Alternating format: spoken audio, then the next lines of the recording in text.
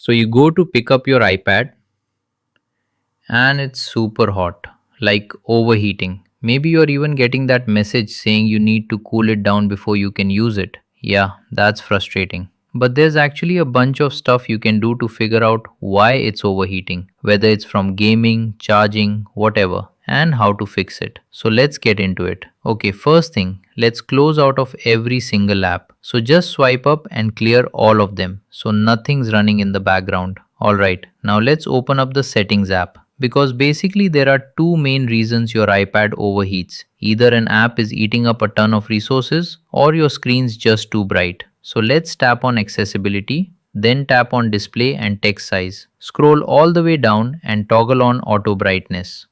So what this does, it makes sure your display isn't cranked too bright, which drains your battery fast and heats your iPad up. So just switch that on. I keep it off during these tutorials so you can see the screen, but normally, yeah, I've got it on. Next thing, let's head back to the start of settings and tap on battery. Now here you can see exactly which apps are using your battery. So tap view all battery usage and scroll down under today, and now you'll see all the apps draining your battery the most. Basically, you're hunting for the culprit here. Whatever's constantly running in the background or just constantly going on your screen, that's probably what's overheating your iPad. And you can even scroll down to see if the home screen or lock screen is using a bunch too. Alright, next, let's back out of here and scroll down to power mode.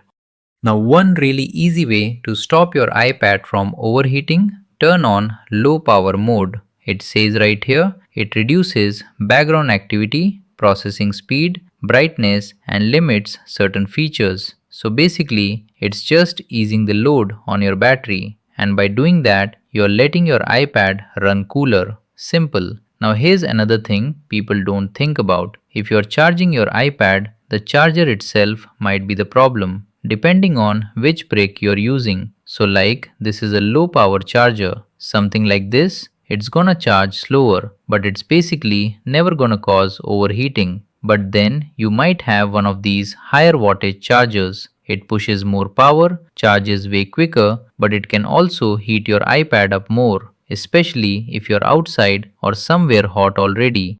So if your iPad's already in a warm spot, using a lower wattage charger will keep it from heating up. But if you are inside in a nice cool room, a normal Apple charger like this is totally fine. No worries there. Just watch out for the really high wattage ones. If you've got like a 40 or 50 watt charger plugging straight into your iPad, yeah, that could be too much power and heat things up. Okay, last thing, let's do a force restart to help cool it down. So press volume up, press volume down, then press and hold that top button until you see the Apple logo. Let me show you. Volume up, volume down, and now press and hold the top button. Just keep holding. Even when it says slide to power off, just keep holding and wait for the screen to go completely black.